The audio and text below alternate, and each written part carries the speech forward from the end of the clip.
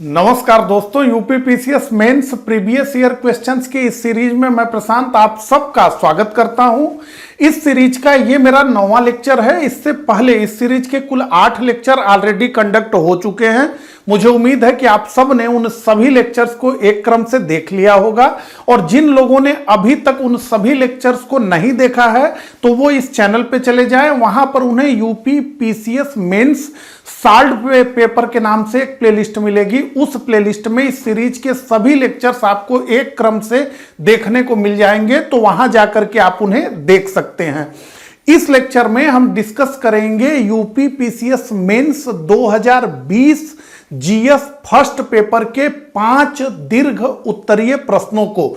तो 2020 के GS first paper के 10 लघु उत्तरीय प्रश्नों को हमने डिस्कस कर लिया है। अब 5 दीर्घ उत्तरीय प्रश्नों को इस लेक्चर में हम डिस्कस करेंगे, जिनका कि उत्तर 200 शब्दों में लिखना होता है।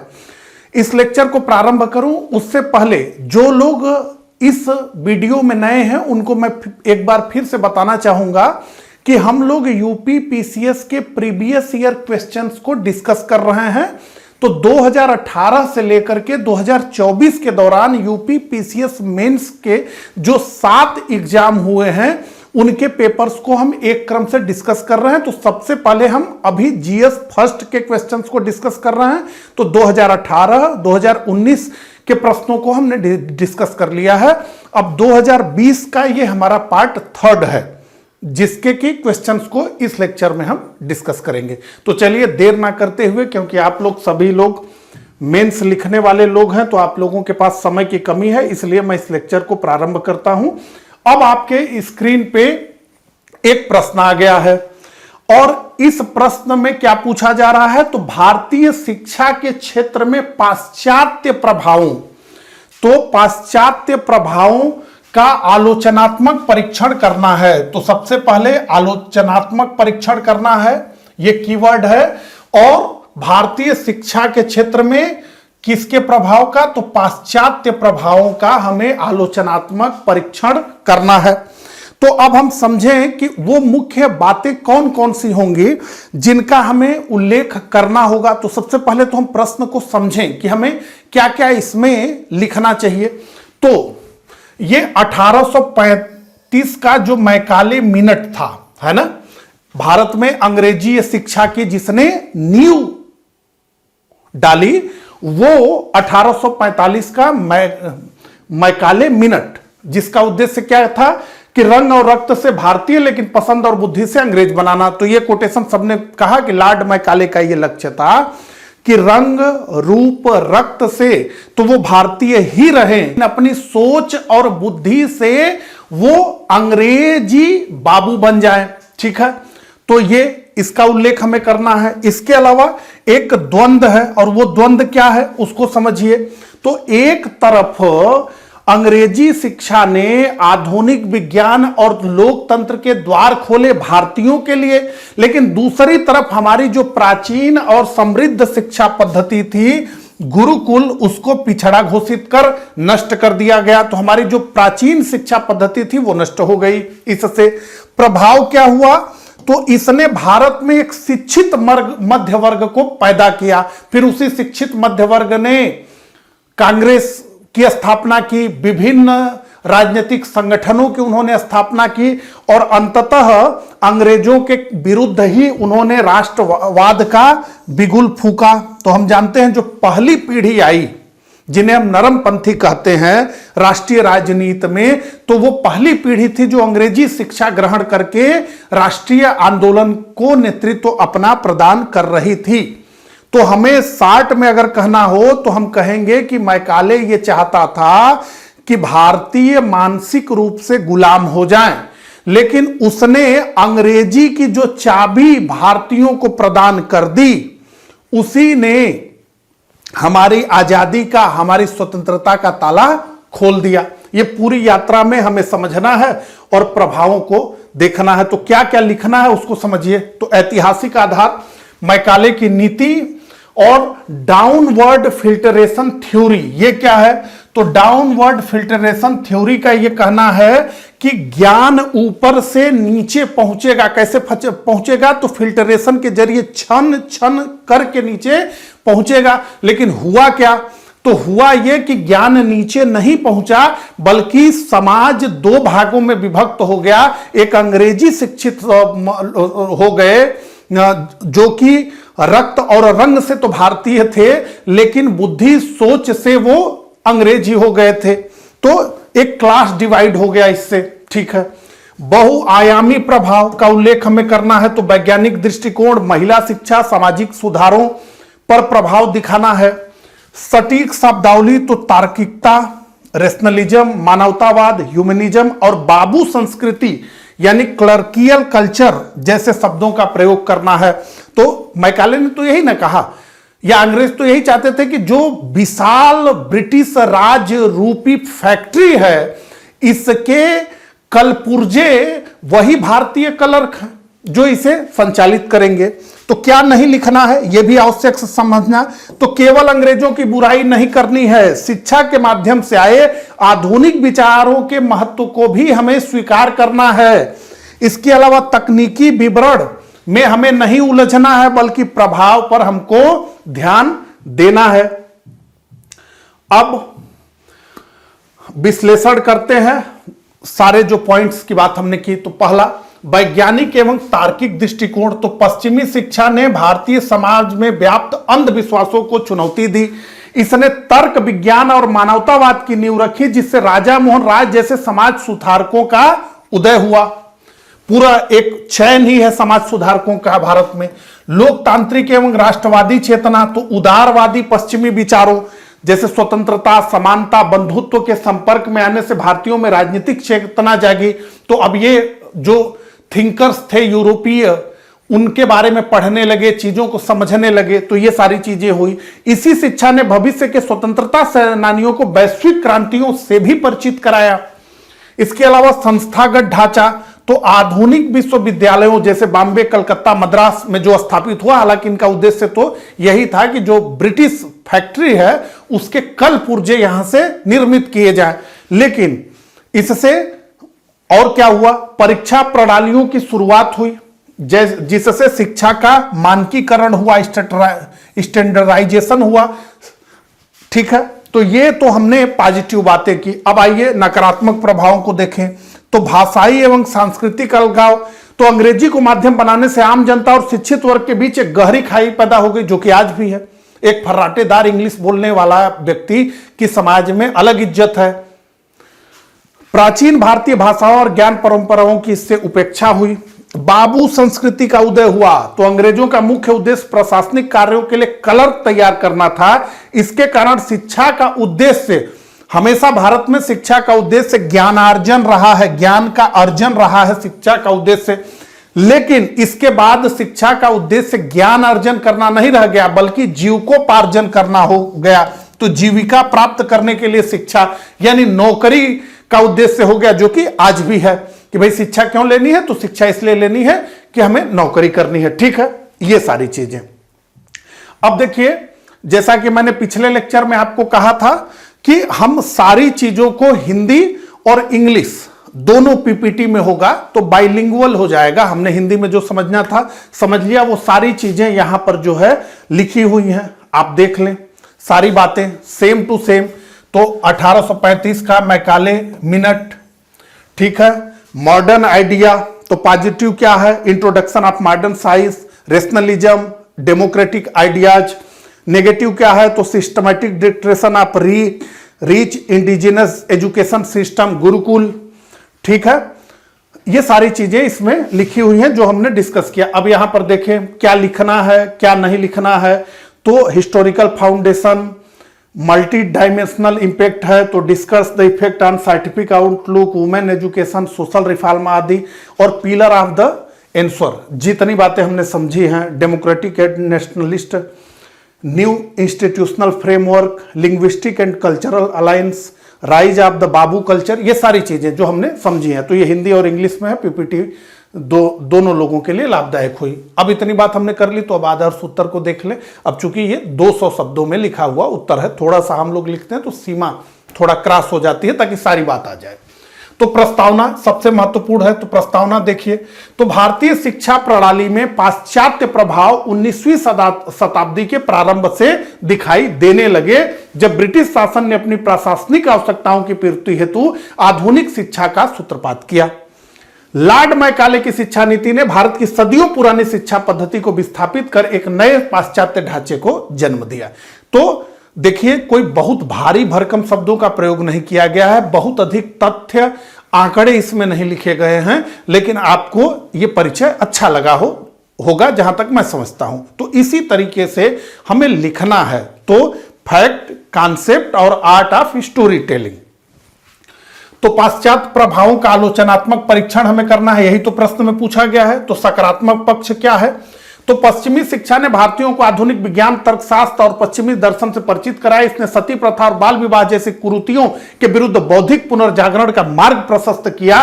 साथ ही अंग्रेजी भाषा ने भारत को शेष विश्व से जोड़कर लोकतांत्रिक मूल्यों और राष्ट्रवादी विचारधारा के प्रसार में उत्प्रेरक का काम किया। अब नकारात्मक पक्ष क्या है भैया? तो ब्रिटिश शिक्षा नीति का मुख्य उद्देश्य भारतीयों के मानसिक दासत्व को पुख्ता करना था। अधोमुखी निस्यंदन सिद्धांत के कारण जनसाधारण की शिक्षा की उपेक्षा हुई। पारंपरिक, मैंने बताया ना कि कहा गया कि भाई सबको एक साथ शिक्षा देने का मतलब नहीं है। क्या है? फिल्टरेशन का सिद्धांत है, शिक्षा जो है ऊपर से नीचे जाएगी। पारंपरिक गुरुकुल और मदरसों के पतन से भारतीय ज्ञान परंपरा अवरुद्ध हो गई। इसके अतिरिक्त इसने एक ऐसे वर्ग को जन्म दिया जो अपनी ही संस्कृति से कट गया और शिक्षा मात्र सरकारी नौकरी पाने का माध्यम रह गई। अब निष्कर्ष देखिए, तो पाश्चात्य शिक्षा एक दोधारी तलवार सिद्ध हुई। पाश्चात्य शिक्षा एक दोधारी तलवार सिद्ध हुई, जहां इसने भारत को आधुनिक बनाया और स्वतंत्रता संग्राम हेतु वैचारिक हथियार दिए, वहीं इसने सांस्कृतिक जड़ों को भी कमजोर किया।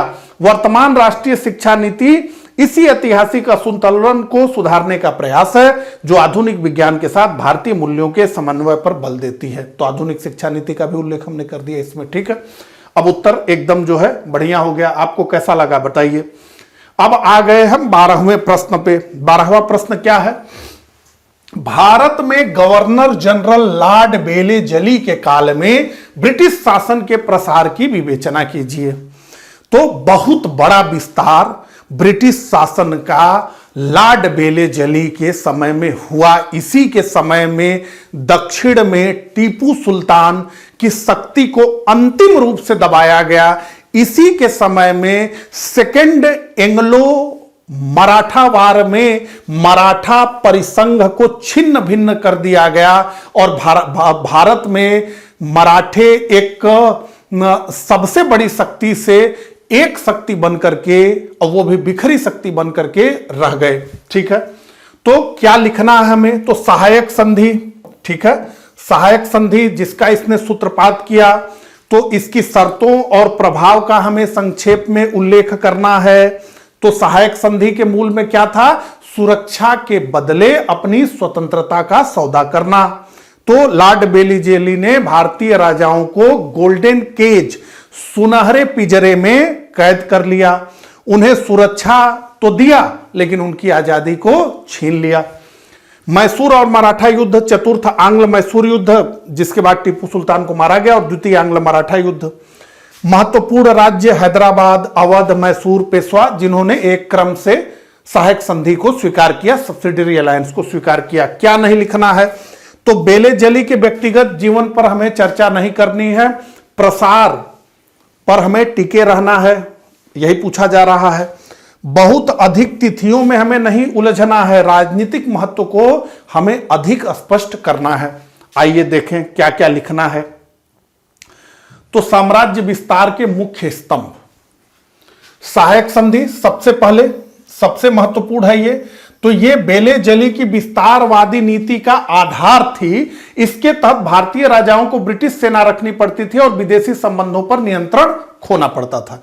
ठीक है, सहायक संधि के बारे में सब लोग जानते हैं कि अपने राज्य में एक सेना रखनी होती थी, एक रेजिडेंट रखना होता था, तमाम बातें।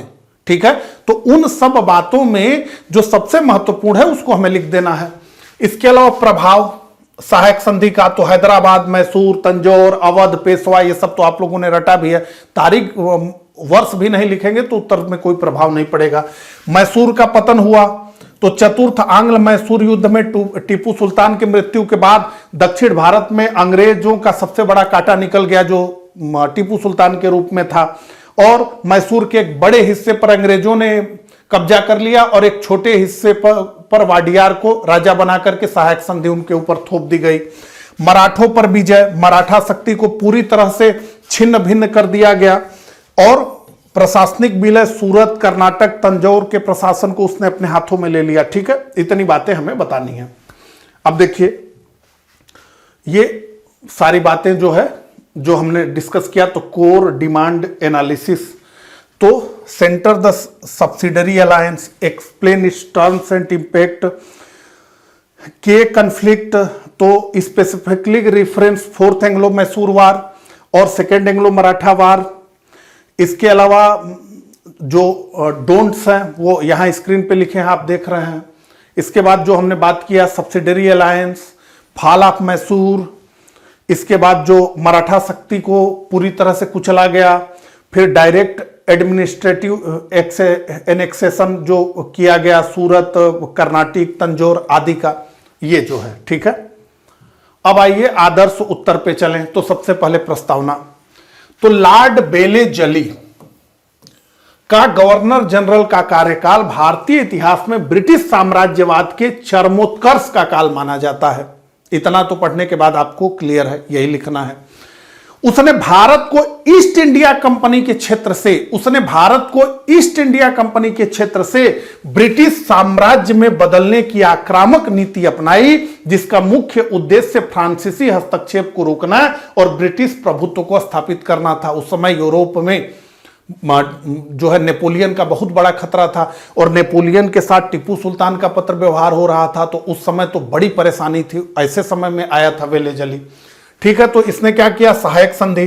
तो बेले जली ने इस कूटनीतिक हथियार का प्रयोग करके भारतीय राज्यों की संप्रभुता को समाप्त कर दिया। हैदराबाद इस जाल में फंसने वाला पहला राज्य बना। इसके माध्यम से अंग्रेजों ने भारतीय शासकों के खर्च पर एक विशाल सेना तैयार किया और उनके आंतरिक मामलों में हस्तक्षेप भी किया, जबकि यह लिखा गया था कि नहीं करेंगे। युद्धों के माध्यम से विस्तार, तो बेले जली ने टीपू सुल्तान को पराजित किया। इसके बाद जो बेसिन की संधि हुई पेशवा के साथ, उसके बाद सेकेंड एंग्लो मराठा वार हुआ। इसके अलावा विलय की नीति और निष्कर्ष, तो बेले जली की नीतियों ने ईस्ट इंडिया कंपनी को भारत की सर्वोच्च राजनीतिक शक्ति बना दिया। उसने न केवल साम्राज्य का विस्तार किया बल्कि एक ऐसी सुरक्षा प्रणाली विकसित की जो सहायक संधि वाली थी, जिसने भारत को बाहरी हमलों विशेषकर नेपोलियन से सुरक्षित कर दिया और आने वाले 100 वर्षों के लिए ब्रिटिश राज की नींव भारत में पक्की कर दी। ठीक है, तो यह हमारा उत्तर हो गया। अब आइए तीसरा प्रश्न पर बढ़ें। अब तीसरा प्रश्न आ गया है वर्ल्ड हिस्ट्री से, और प्रश्न क्या है, तो प्रश्न 2 हिस्सों में विभाजित है। पहले हिस्से में यह पूछा जा रहा है कि जेकोबिन्स कौन थे, और उसके बाद फिर पूछा जा रहा है कि जेकोबिन्स की भूमिका क्या थी।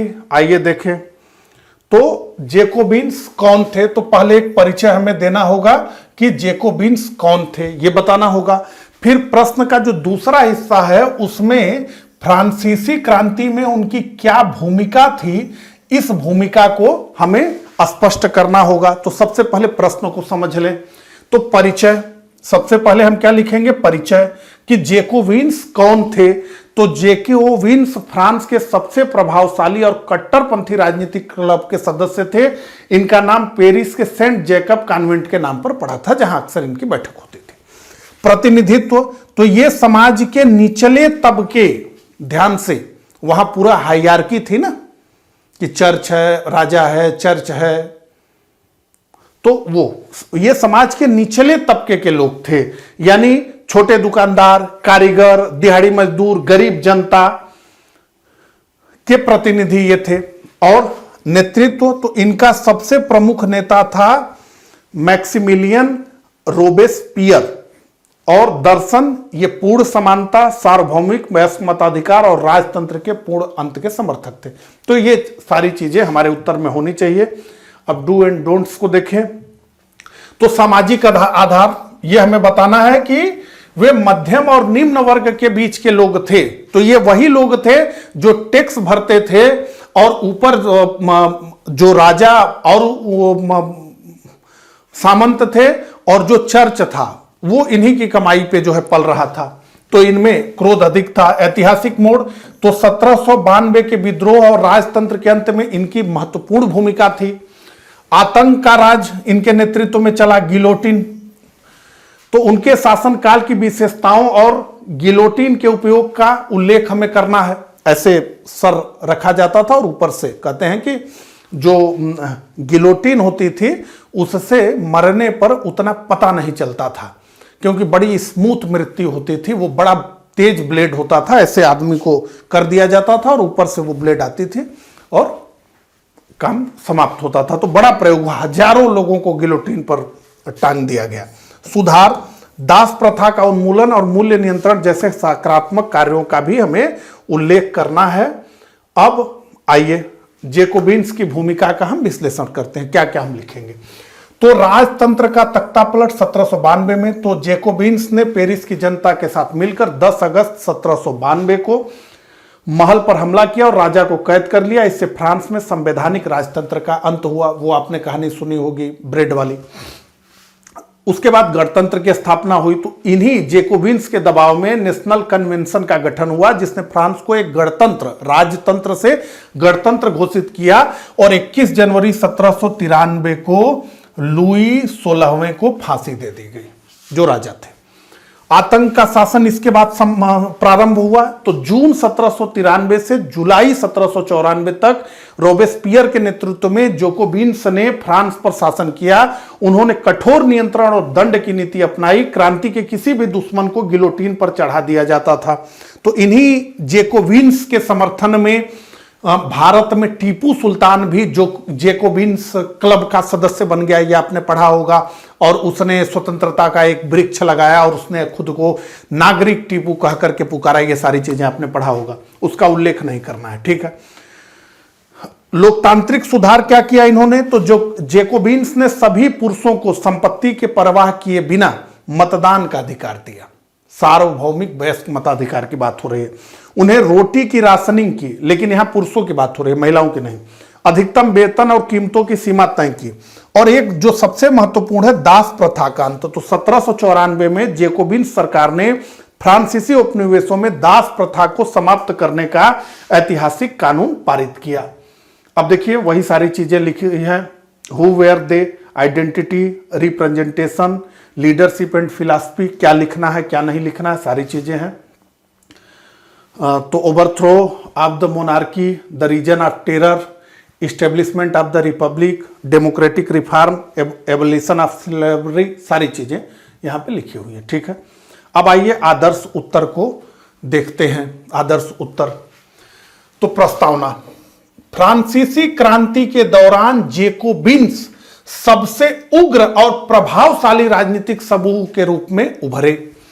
इनका मुख्य आधार समाज का निर्धन और मध्यम वर्ग था। रोबेस्पियर के नेतृत्व में इस समूह ने क्रांति को उसके सबसे कट्टरपंथी चरण में पहुंचाया। तो हमने 2.5 लाइन में सारी बातें लिख दी। अब आइए फ्रांसीसी क्रांति में इनकी भूमिका। तो राजतंत्र का अंत किया और गणतंत्र की स्थापना की, ठीक है, जो हमने डिस्कस किया। कठोर शासन चला।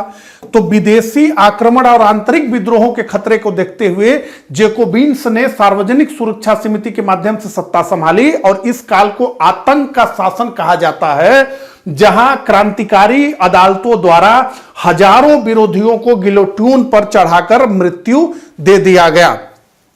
तो जैकोबिन्स ने क्रांति को महलों से निकालकर सड़क पर लाया और उनकी लाल जो टोपी थी वो स्वतंत्रता का प्रतीक बनी। लेकिन उनके द्वारा इस्तेमाल किया गया गिलोटिन, जिससे हजारों लोगों का सर काटा गया, उसी ने उनकी स्वतंत्रता के अंत का वो कारण बन गया, ठीक है।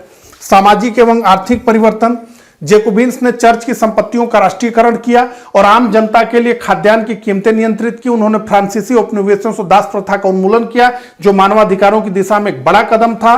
तो निष्कर्ष, यद्यपि जैकोबिन्स का शासन अत्यधिक हिंसक और तानाशाहीपूर्ण हो गया था, जिसके कारण अंततः रोबेस्पियर को भी फांसी दी गई, किंतु उनके द्वारा स्थापित समानता और लोकतांत्रिक अधिकारों के आदर्शों ने आधुनिक लोकतंत्र की नींव रखी। ठीक है, तो चलिए अब अगले प्रश्न पे चलते हैं। तो अब अगला प्रश्न आ गया, सांप्रदायिकता के संदर्भ में राष्ट्र और नागरिकता की संकल्पना का आलोचनात्मक परीक्षण कीजिए। ध्यान से, सांप्रदायिकता के संदर्भ में राष्ट्र और नागरिकता की संकल्पना का आलोचनात्मक परीक्षण कीजिए। सांप्रदायिकता से बहुत सारे प्रश्न आ रहे हैं। ठीक है, तो सबसे पहले परिभाषा क्या लिखना है उसमें, तो सांप्रदायिकता को स्पष्ट करना है, हमें यह बताना है कि ये धार्मिक अंतर नहीं बल्कि धर्म का राजनीतिक उपयोग है। संवैधानिक परिप्रेक्ष्य, तो प्रस्तावना में समानता की बात की गई है, धर्मनिरपेक्ष मूल्यों की बात की गई है, अनुच्छेद 14 समता की बात करता है। उसके बाद अनुच्छेद 25 से 28 तक जो है धार्मिक स्वतंत्रता की बात करते हैं। आलोचनात्मक पक्ष, तो हमें बताना होगा कि कैसे सांप्रदायिकता राष्ट्र को कमजोर और नागरिकता को खंडित करती है।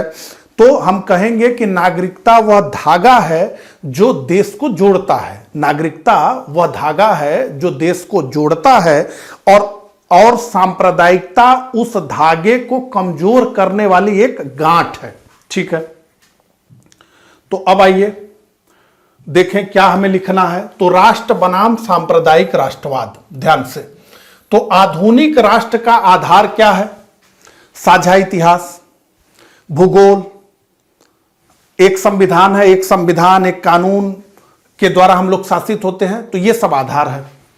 सांप्रदायिकता इस साझा पहचान को नष्ट कर हम बनाम वे, हिंदू बनाम मुसलमान का नैरेटिव बनाती है, जिससे राष्ट्र की एकता और अखंडता को खतरा पैदा होता है। नागरिकता और समानता, तो नागरिकता का अर्थ है कि हर व्यक्ति को राज्य के समक्ष समान अधिकार प्राप्त है, यही संविधान में लिखा गया है।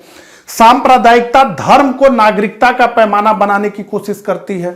सांप्रदायिकता धर्म को नागरिकता बनाने की कोशिश करती है, जो समान नागरिकता के संवैधानिक सिद्धांत के विरुद्ध है। यही तो पाकिस्तान में हो रहा है। पाकिस्तान में हम क्या देख रहे हैं? सांप्रदायिकता धर्म को नागरिकता का पैमाना बनाने की कोशिश करती है। सामाजिक ध्रुवीकरण, तो सांप्रदायिकता नागरिकों के बीच अविश्वास पैदा करती है।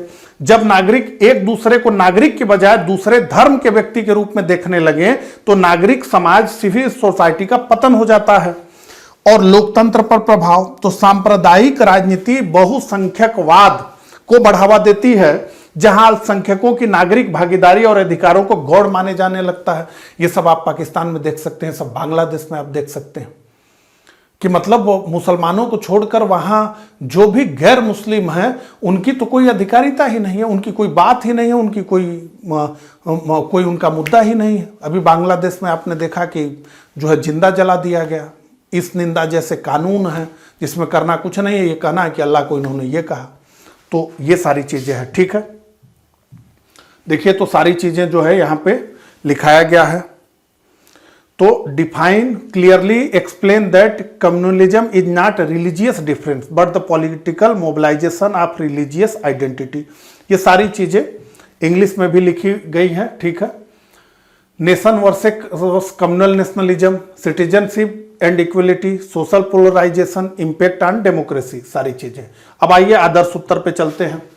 तो प्रस्तावना, सांप्रदायिकता एक ऐसी विचारधारा है जो धर्म को राजनीति और सामाजिक जीवन का आधार मानती है। ध्यान से, सांप्रदायिकता एक ऐसी विचारधारा है जो धर्म को राजनीति और सामाजिक जीवन का आधार मानती है। तो सामाजिक जीवन का आधार क्या है? धर्म है। और राजनीतिक जीवन का आधार क्या है? धर्म है।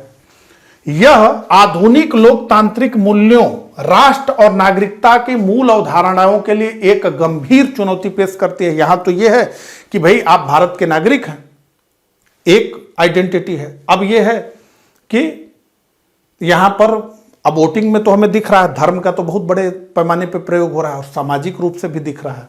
ठीक है, तो राष्ट्र की संकल्पना पर प्रहार है ये। तो भारतीय संविधान एक विविधतापूर्ण राष्ट्र की परिकल्पना करता है जहां राष्ट्रवाद का आधार संवैधानिक नैतिकता, इसके विपरीत सांप्रदायिकता राष्ट्र को एक विशेष धार्मिक पहचान के साथ परिभाषित करने का प्रयास करती है। यह साझा संस्कृति के विचार को नकारती है जिससे राष्ट्रीय एकता कमजोर होती है। नागरिकता का विखंडन, तो नागरिकता एक सार्वभौमिक दर्जा है जो व्यक्ति को राज्य से जोड़ता है। सांप्रदायिकता नागरिकों को उनके धर्म के आधार पर वर्गीकृत करती है, जिससे समाज में अलगाव पैदा होता है। जब नागरिकता की संकल्पना में धार्मिक वफादारी को प्राथमिकता दी जाती है तो कानून का शासन और सामाजिक न्याय जैसे मूल्य खतरे में पड़ जाते हैं। लोकतांत्रिक संकट, सांप्रदायिकता नागरिकों के बीच समानता के स्थान पर बहुसंख्यावाद को स्थापित करने का प्रयास करती है। इससे न केवल अल्पसंख्यकों में सुरक्षा बढ़ती है, बल्कि एक नागरिक के रूप में व्यक्ति के मौलिक अधिकार भी उसकी धार्मिक पहचान के अधीन होने लगते हैं। तो निष्कर्षतः सांप्रदायिकता राष्ट्र को एक समूह में और नागरिकता को धार्मिक वफादारी में बदलने का प्रयास करती है। ध्यान से समझिए इस लाइन को, क्या लिखा है? सांप्रदायिकता राष्ट्र को एक समूह में, यानी अब ऐसे समझ लीजिए भारत के ही परिप्रेक्ष्य में एक समूह, यहां हम हिंदू मानते हैं क्योंकि बहुसंख्यक भारत में हिंदू हैं। तो सांप्रदायिकता राष्ट्र को एक समूह में, यानी हिंदू आइडेंटिटी और हिंदू आइडेंटिटी से हिंदू राष्ट्र, और नागरिकता को धार्मिक वफादारी, नागरिकता को धार्मिक वफादारी। नहीं तो आप बताइए पाकिस्तान के जीतने पर क्रिकेट भारत में क्यों पटाखे बजाए जाने चाहिए? तो वो कहां से आ रहा है? वो नेशनलिज्म के ऊपर क्या भावना आ रही है? धार्मिक वफादारी। हमको अपने धर्म के प्रति वफादार रहना है, न कि किसी राष्ट्र के प्रति वफादार रहना। तो नागरिकता को धार्मिक वफादारी में बदलने का प्रयास करती है। एक सशक्त राष्ट्र के निर्माण हेतु नागरिक राष्ट्रवाद, सिविल नेशनलिज्म को मजबूत करना अनिवार्य है, जहां नागरिक की पहचान उसके अधिकारों और कर्तव्यों से हो, न कि उसके धर्म से हो। ठीक है, तो ये अब आ गए हम 15वें प्रश्न पे। तो इस प्रश्न में भी इसके दो हिस्से हैं। पहला, उदारीकरण क्या है, तो इसकी परिभाषा बतानी है कि उदारीकरण क्या है। दूसरा, उदारीकरण ने भारतीय सामाजिक संरचना को किस प्रकार प्रभावित किया है। तो उदारीकरण ने भारतीय सामाजिक संरचना को किस तरह से प्रभावित किया है, यह प्रश्न पूछा जा रहा है। तो सबसे पहले हमें परिभाषा लिखना है। तो 1991 के सुधार, एलपीजी रिफॉर्म जो हुए, लिबरलाइजेशन, प्राइवेटाइजेशन, ग्लोबलाइजेशन जो हुआ, और जो लाइसेंस कोटा परमिट राज की समाप्ति हुई। भारत में लाइसेंस कोटा परमिट राज चल रहा था 1991 से पहले। सरकार बताती थी कि देश में कितनी कारें बनेंगी, कितने स्कूटर्स बने थे। तो अगर आप लोगों को याद हो तो 1995 या 90 तक मतलब सभी चीज़ों को खरीदने के लिए अतिरिक्त पैसा दिया जाता था, ब्लैक में चीज़ें मिलती थी। अब स्कूटर 12,000 का है तो देना है 16,000। क्यों? क्योंकि 12,000 का स्कूटर तो है लेकिन वो आपको मिलेगा नहीं, क्योंकि किसी के पास है नहीं। अब जब 4,000 ज़्यादा देंगे तो आपको उपलब्ध होगा। ठीक है। सामाजिक आयाम, तो यहां उदारीकरण ने भारतीय सामाजिक संरचना को किस प्रकार प्रभावित किया है, यह प्रश्न है। तो अब इसमें जाति, वर्ग, परिवार, विवाह, महिला, सबके प्रभावों को अलग अलग बिंदुओं में हमें स्पष्ट करना है। संतुलित पक्ष, हमें यह दिखाना होगा कि कैसे इसने अवसर दिए लेकिन साथ ही असमानता भी बढ़ाई। तो सिक्के के दोनों पहलू को हमें देखना होगा। क्या नहीं लिखना है? तो केवल जीडीपी और विकास दर पर चर्चा नहीं करना है। प्रश्न क्या है? सामाजिक संरचना पर है। तो अब आइए भारतीय सामाजिक संरचना पर इसका क्या प्रभाव रहा है, मेन पॉइंट्स को समझते हैं। तो वर्ग संरचना में परिवर्तन, तो उदारीकरण ने भारत में एक विशाल मध्य वर्ग, मिडिल क्लास को जन्म दे दिया। तो अब मिडिल क्लास में भी 6 लेयर है। Middle, lower, lower middle, middle middle, middle upper, फिर मिडल लोअर, मिडल मिडल, फिर अपर मिडल, अपर लोअर, ऐसे करके। ठीक है। तो उदारीकरण ने भारत में एक विशाल मध्यम वर्ग को जन्म दिया। अब समाज की पहचान जन्म, ध्यान से, बहुत गहरी बात लिखी गई है, ध्यान से। उदारीकरण ने भारत में एक विशाल मध्य वर्ग, मिडिल क्लास को जन्म दिया। अब समाज की पहचान जन्म यानी जाति के बजाय आय और पेशे से अधिक होने लगी। तो आप किस बिरादरी से हैं, इससे महत्वपूर्ण यह हो गया कि आप कितना कमाते हैं और आप क्या करते हैं। जाति व्यवस्था का कमजोर होना, तो शहरीकरण और औद्योगिक नौकरियों के कारण जाति आधारित पारंपरिक व्यवसायों का महत्व कम हुआ है। कार्यस्थलों पर योग्यता मेरिट देखी जा रही है जो जाति से अधिक महत्वपूर्ण है। परिवार का स्वरूप तो संयुक्त परिवारों का स्थान तेजी से एकल परिवारों ने ले लिया है। ध्यान रखिए, जब भी समृद्धि आती है परिवार एकल होते हैं। ये अगर ये पूछा जाए आपसे कि संयुक्त परिवार किस प्रकार के देशों का उदाहरण है, अगर किसी देश में बहुत संयुक्त परिवार है तो ये मान के चलिए कि वो देश गरीब है। तो जैसे ही आर्थिक संपन्नता आई, हम देख रहे हैं और बड़े लोग चिंतित भी हैं, दुख तो सबको होता है, लेकिन संयुक्त परिवार टूट रहे हैं और एकल परिवार आ रहे हैं। तो संयुक्त परिवारों का स्थान तेजी से एकल परिवारों न्यूक्लियर फैमिलीज ने लिया है। व्यक्तिगत स्वतंत्रता और करियर की प्राथमिकता ने पारिवारिक संबंधों की प्रकृति को बदल दिया। महिलाओं का सशक्तिकरण, तो सेवा क्षेत्र, आईटी, बीपीओ के विस्तार से महिलाओं को रोजगार के नए अवसर मिले, जिससे उनकी आर्थिक आत्मनिर्भरता बढ़ी और घर के निर्णयों में उनकी भूमिका प्रभावी हुई। उपभोक्तावादी संस्कृति भी आ गई इसके साथ। तो उदारीकरण ने भारतीयों की जीवन शैली को बदल दिया। बचत की संस्कृति, तो कितनी भी गरीबी थी लेकिन भारत में बचत थी, सब लोग पैसा रखते थे। अब स्थिति यह है कि लाखों लाखों की तनख्वाह है, अगर उनसे कह दीजिए कि 50,000 रुपए की आवश्यकता है तो वो फिर जो है ईएमआई खोजने लग रहे हैं। यहां तक हंसी की बात है कि अब बताइए यात्रा करने के लिए भी ईएमआई है, मतलब ये स्थिति है। तो बचत की संस्कृति के स्थान पर उपभोग और दिखावे की प्रवृत्ति बढ़ी है। तो उनके पास कार है तो हमारे पास भी होनी चाहिए, भले हमें आवश्यकता नहीं है। ग्रामीण शहरी विभाजन, तो उदारीकरण का लाभ मुख्य रूप से शहरों को मिला, जिससे गांवों से शहरों की ओर पलायन बढ़ा। और आप समझ लीजिए, आपके देखते ही देखते शहरों की जमीनें कितनी महंगी हो गई। तो आप समझ रहे हैं कि कितनी तेजी से पलायन हुआ। ठीक है, तो ये सारी चीजें यहां इंग्लिश में भी लिखी गई हैं, आप देख लीजिए। Shift in class structure, weakening of the caste system, transformation of the family, empowerment of women, rise of consumeristic culture, the rural urban divide, सारी चीजें एकदम अच्छे से बताई गई इसमें। अब आइए आदर्श उत्तर को देख लें। तो प्रस्तावना, उदारीकरण का तात्पर्य अर्थव्यवस्था पर राज्य के कठोर नियंत्रण को कम करना और निजी निवेश के लिए द्वार खोलना है। तो एक परिचय हुआ। भारत में 1991 के आर्थिक संकट के बाद अपनाई गई इस नीति ने न केवल आर्थिक परिदृश्य को बदला, बल्कि भारतीय सामाजिक संरचना में भी क्रांतिकारी परिवर्तन लाए। तो अब क्या है? वर्ग चेतना का उदय। तो उदारीकरण ने आर्थिक अवसरों में वृद्धि कर एक नए आकांक्षी मध्यम वर्ग को जन्म दिया, इससे समाज में अर्जित प्रतिष्ठा, देखिए इन सब शब्दों को समझिए, ये सब मैं पिछले वर्ष का क्वेश्चन आपको करा रहा हूं, तो बहुत सारे मैं शब्द भी आपको देते हुए चल रहा हूं।